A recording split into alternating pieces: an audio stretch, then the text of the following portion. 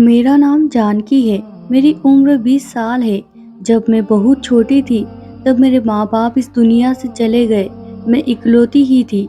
मेरे मामा ने मेरी परवरिश की ज़िम्मेदारी ली। पहले-पहले तो मेरा बहुत ख़्याल रखते, हर ज़रूरत पूरी करते, मगर फिर आहिस्ता-आहिस्ता उनका प्यार मेरे लिए कम हो गया। फिर मैं उनके लिए बोझ बन गई। मेरा स्कूल छुड़वा दिया। मामी सारा दिन मुझसे घर का काम करवाती और उनके बच्चे स्कूल जाते। मैं पहले तो बहुत रोती, लेकिन आहिस्ता-आहिस्ता मुझे सब्र आने लगा। मैंने रोना-धोना छोड़ दिया और सारा दिन घर के काम करती। सबने मुझे नौकरानी ही समझ लिया था। मैं तो उन्हें मुफ्त की नौकरानी मिल गई थी। मेरी नानी भी मेरी मामी के आगे कुछ बोल नहीं पाती थी, क्योंकि मामी का स्वभाव झगड़ालू था। फिर एक दिन मुझे पता चला कि मेरे मामा मेरी शादी कर रहे हैं। मैं हैरान हो गई। मामा मेरी शादी क्यों करना चाहते हैं और मेरी शादी से इतना खुश क्यों है? क्योंकि मैं तो उनकी मुफ्त की नौकरानी हूँ। उन्हें मेरी शादी करके क्या मिलेगा? फिर मैं खामोश हो जाती। मेरा ख्याल था कि शादी के बाद मेरी इस नर्क से जान छूट जाएगी। शादी वाले दिन जब मेरा पति कमरे में दाखिल हुआ, वो नशे में चूर था। मैं उसे देखकर डर गई, खुद में सिमट गई। झटका तो मुझे तब लगा जब उसने मुझे बालों से पकड़ लिया, मारने लगा और मैं रोती हुई अपने गुनाह सोचने लगी। मुझे किस गुनाह की सजा मिल रही थी? मामा के घर तो मुझे बातों से जख्मी किया जाता था, लेकिन यहाँ तो मुझे मारा पीटा जा रहा है। मैं खामोश हो जाती और सोचने लगती थी, मामा ने मेरी शादी इस आदमी से क्यों की है? एक दिन मैं अपने पति के कपड़े इस्त्री कर रही थी कि अचानक वह दरवाजा खोलकर कमरे में आया।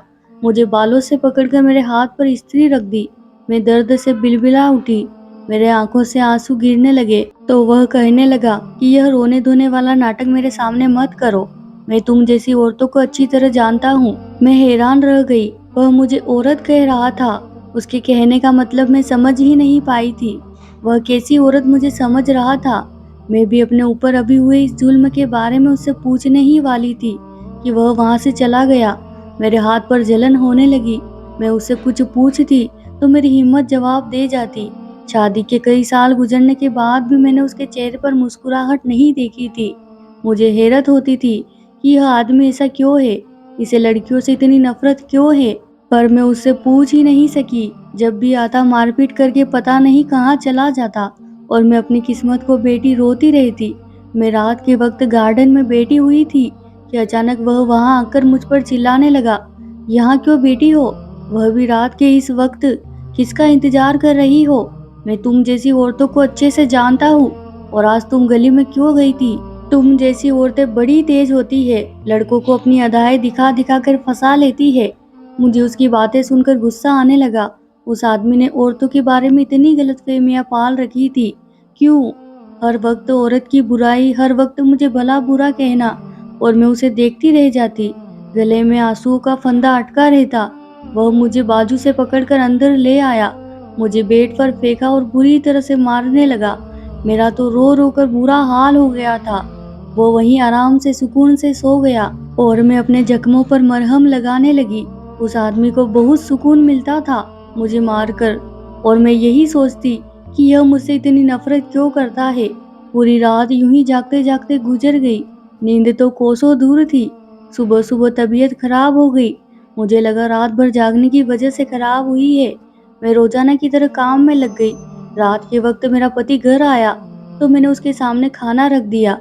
वह गुस्से में बोला, जब भी मैं घर आता हूँ सामने खाना रख देती हो, और कोई काम नहीं है क्या? मैं क्या घर पे खाना खाने आता हूँ? वह गुस्से में बोला। मैंने पहली बार उसकी बातों का जवाब दिया था, खाने के अलावा मारना भी आता है। मेरी बात सुनकर वह गुस्से से तिलमिला उठा और उसने खाने वाली प्लेट उठाकर फेंक दी। मैं हैरान रह गई। वह अब मेरा हाल बिगाड़ने वाला था। वह मेरी तरफ कदम बढ़ाने वाला था। तभी मेरा सर चकराने लगा और मैं गिर गई। उसके बाद जब मेरी आंख खुली तो मैं अपने कमरे में बेड पर लेटी हुई थी। डॉक्टर मेरे पति को समझा रही थी, इनका बहुत ज्यादा ध्यान रखना, इस हालत में इनके लिए कोई भी टेंशन ठीक नहीं है। मैं हैरानी से अपने पति को देखने लगी। मेरे जहन में सवाल घूमने लगे, आखिर क्या हुआ है मुझे, और ये डॉक्टर ऐसा क्यों बोल रही है? उस डॉक्टर ने जो अगली बात की, मुझे सारी बात समझ में आ गई। डॉक्टर कह रही थी, अगर कोई टेंशन दी तो इनके साथ साथ इनके बच्चे को भी खतरा होगा। डॉक्टर की बात सुनकर मैं खुश हो गई और मैं अपने पति को देखने लगी। मैंने पहली बार उसके चेहरे पर गुस्सा नहीं देखा था, मगर गुस्सा नहीं था तो मुस्कुराहट भी नहीं थी। बस वह खामोशी से डॉक्टर की बातें सुन रहा था। थोड़ी देर बाद डॉक्टर चली गई तो वह भी बाहर चला गया और मुझसे कोई बात ना की।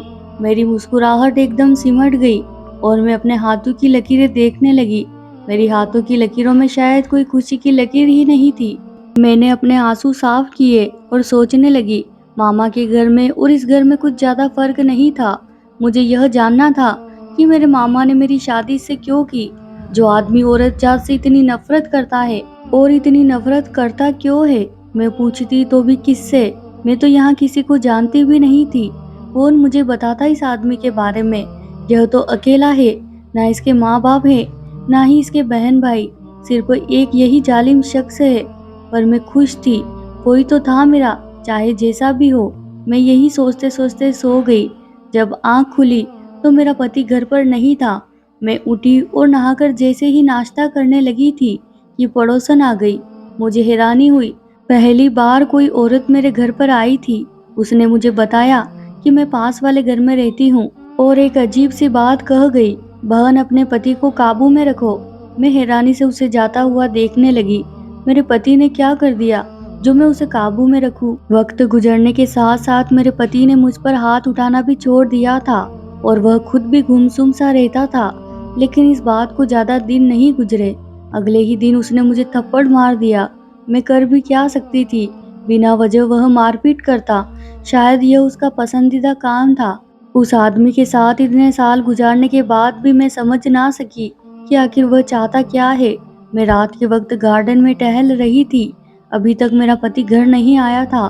मुझे नींद आने लगी तो मैं कमरे में चली गई, लेकिन उसके आने से पहले मैं सो भी नहीं सकती थी। वैसे ही बैठकर अपनी गुजरी जिंदगी के बारे में सोचने लगी। मुझे यह भी याद नहीं था कि मैं खुलकर कब मुस्कुराई थी। अचानक दरवाजा खुला। मुझे लगा मेरा पति आया है। मैं उठकर आगे बढ़ी तो सामने किसी अनजान शख्स को देखकर मेरे रोंगटे खड़े हो गए। मैंने डर के मारे कमरे की सारी लाइट ऑन कर दी। वह पहले तो मुझे गुस्से से देखता रहा। उसकी आंखें लाल सुर्ख थी। उसने मुझे कसकर थप्पड़ मारा और अचानक उसका गुस्सा मुझे देखते देखते गायब होने लगा। वह पीछे कदम रखता हुआ दरवाजे से बाहर निकल गया। मैं भी उसके पीछे गई, लेकिन वह रुका ही नहीं। वह वहां से चला गया। इतने में मेरे पति ने मुझे उसके पीछे जाता देख मुझसे पूछने लगा, ये कौन था? मैंने उन्हें बताया मैं नहीं जानती ये कौन था। इसने मुझे इतना कसकर थप्पड़ मारा कि मेरी आंखों के सामने अंधेरा छा गया। उसने मेरी बातों का यकीन नहीं किया और वह चिल्ला चिल्ला कर मुझे भला बुरा कहने लगा। वह होश में नहीं था। वह मुझे बुरी तरह मारने लगा।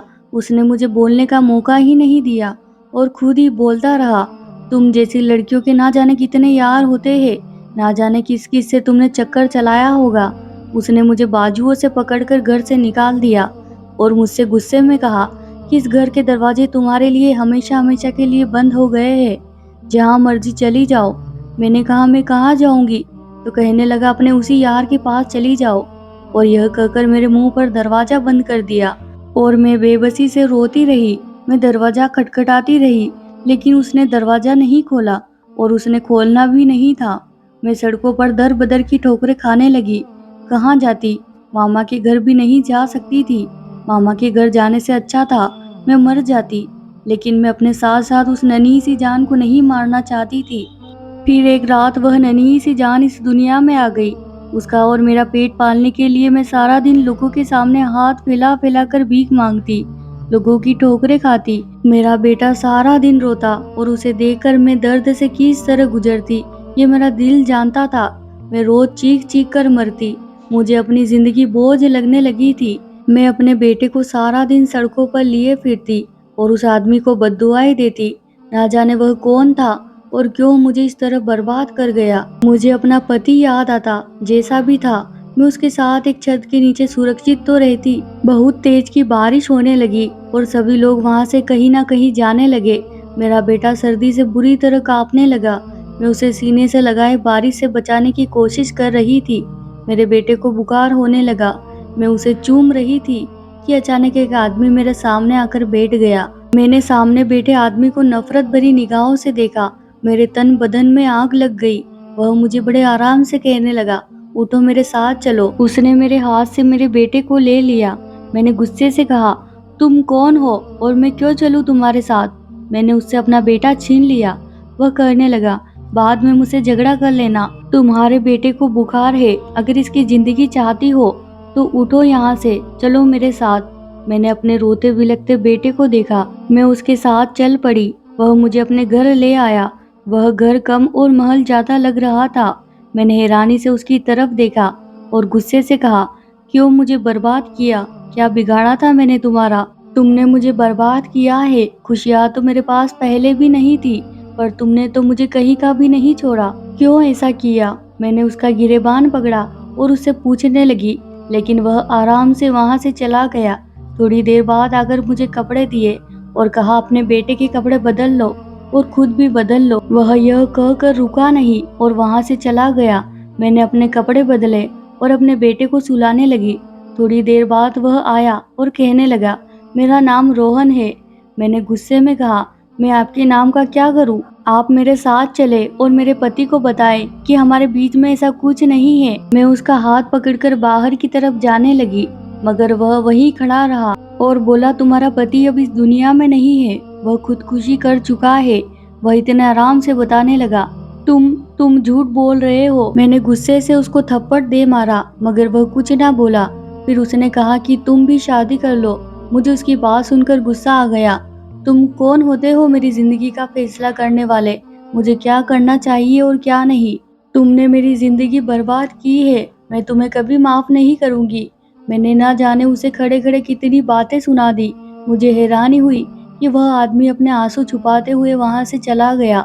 दिन गुजरने लगे। वह आदमी मेरे बेटे से बहुत मोहब्बत करता, उसे खिलाता और उसके लिए खिलौने लेकर आता, और मैं अपने बेटे को उससे दूर रखती।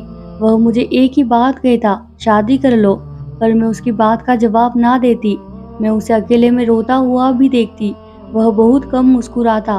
तुम अगर किसी और से शादी नहीं करना चाहती तो तुम्हें मुझसे शादी करनी होगी। मैं ऐसे ही तुम्हें अपने साथ नहीं रख सकता, और अगर तुम कहीं और जाना चाहती हो तो जा सकती हो। इस बात को सुनकर मेरे जहन में मामा का घर आया, पर मैं उधर नहीं जाना चाहती थी। मैंने उसके साथ शादी के लिए हामी भर ली। उसकी और मेरी शादी हो गई। मैं अक्सर उससे गुस्से में पूछती थी कि उस रात तुम मेरे कमरे में क्यों आए थे, पर मुझे जवाब में उसकी निगाहों में शर्मिंदगी नजर आती। वह कोई जवाब ना देता। एक दिन मैं अचानक सीढ़ियों से गिर गई। उसके बाद वह मेरा बहुत ख्याल रखता। पूरी पूरी रात मेरे पास बैठा रहता, मेरे बेटे को खिलाता। मैंने उसे बेबसी से कहा कि प्लीज मुझे सच बता दो। वह निगाहें झुकाकर बोला, तुम्हारे पति को लड़कियों से नफरत थी, क्योंकि वह किसी लड़की से मोहब्बत करता था और उस लड़की ने तुम्हारे पति को धोखा दिया था। फिर तुम्हारे पति ने तुम्हें तुम्हारे मामा से खरीदा। वो अपना सारा गुस्सा तुम पर निकालता था। एक दिन ऐसे ही मेरा उससे छोटी सी बात पर काम की वजह से झगड़ा हुआ, क्योंकि वह मेरे पास ही काम करता था। मुझे नहीं मालूम था कि उसने इतने छोटे से झगड़े को इतना बड़ा कर देना है। उसने मेरी बीवी को मार दिया, जो माँ बनने वाली थी। मुझे बहुत दुख हुआ और मैं इंतकाम की आग में जलने लगा। मैंने भी फैसला कर लिया था कि मैं भी इसकी बीवी को जलील करके मार दूंगा। उस रात मैं तुम्हें मारने के इरादे से आया था, लेकिन तुम्हारी हालत देखकर मुझे अपनी बीवी की याद आ गई और मैं वहां से चला आया। पर मुझे नहीं मालूम था कि वह इतना शक करेगा और तुम्हें घर से बेदखल कर देगा। उसके बाद मुझे कहीं सुकून नहीं मिला। मैं गरीबों की मदद करता, फिर अक्सर मैं तुम्हें देखता और सोचता कि कहीं देखा था। फिर मुझे याद आ गया और मालूम करने पर यही निकला कि तुम्हारा यह हाल मेरी वजह से हुआ है। पर मैं नहीं जानता था कि मैं किस मुंह से तुमसे माफ़ी मांगूं। मैं बहुत शर्मिंदा हूँ। वह बताते बताते रोने लगा। मैंने उसके जुड़े हुए हाथ पकड़ लिए और उसे माफ़ कर दिया। उसके बाद मेरी ज़िंदगी में खुशियाँ आ गई और मैंने भगवान का शुक्र अदा किया कि इतने गम के बाद मुझे खुशियाँ नसीब हुई। तो दोस्तों, कैसी लगी आपको हमारी आज की कहानी? वीडियो पसंद आए तो वीडियो को ज़रूर लाइक कीजिए और ज़्यादा से ज़्यादा शेयर कीजिए, और ऐसी ही कहानियाँ सुनने के लिए हमारे चैनल को सब्सक्राइब करना ना भूलिएगा। धन्यवाद दोस्तों।